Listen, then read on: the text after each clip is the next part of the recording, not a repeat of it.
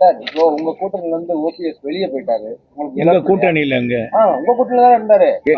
பாஜக உங்களோட இருக்குன்னா பாஜக கூட நீங்க கூட்டணி வச்சீங்கன்னா உங்க கூட்டணி தானே. அப்படி இல்லை. அவர் ஏற்கனவே பாரதிய ஜனதாவோட, அதாவது கூட்டணி என்பது இப்பவும் சொல்றோம். நான் ஆரம்ப காலத்துல இருந்து நான் சொல்லிட்டு வரதான் பொதுச் செயலாளர்னு சொல்றாரு. இந்த கூட்டணி என்பது இறுதி கட்டத்தில் தான் அது முடிவாகும்.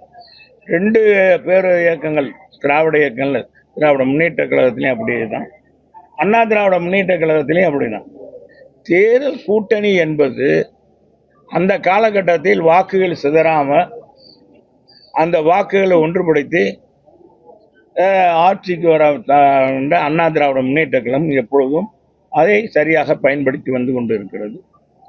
இந்த தேர்தலில் எங்களுடைய கழக பொதுச் செயலாளர் புரட்சி தமிழர் எடப்பாடியார் அவர்கள் கடந்த 7ஆம் தேதி புரட்சி பயணம் மக்களை காப்போம், தமிழகத்தை மீட்போம் என்ற தாரக மந்திரத்தோடு மக்களை சந்தித்து வருகிறார். பல மாவட்டங்களுக்கு, பல தொகுதிகளுக்கு சென்று வருகிறார்.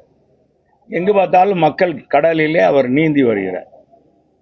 தமிழகத்துக்குள்ளே கடல், மக்கள் கடல் கூடியதோ, கடல் வந்துருச்சோ அப்படின்ற மாதிரி தமிழகத்து அதாவது கிராமப்புறங்களில் கூட மக்கள் அலை அலையாக வர்றாங்க.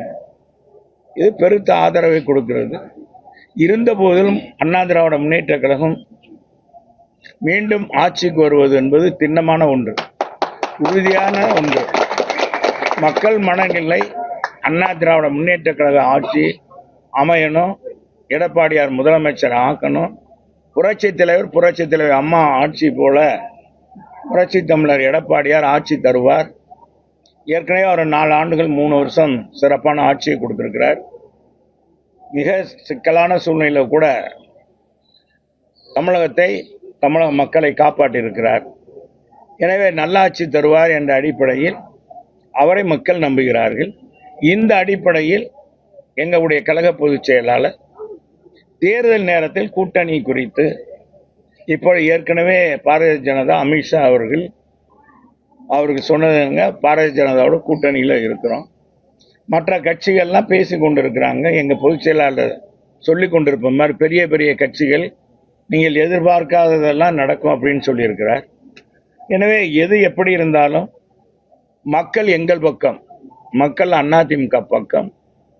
எனவே வருகிற தேர்தலும் அதிமுக தான் வெற்றி பெறப் போகிறது.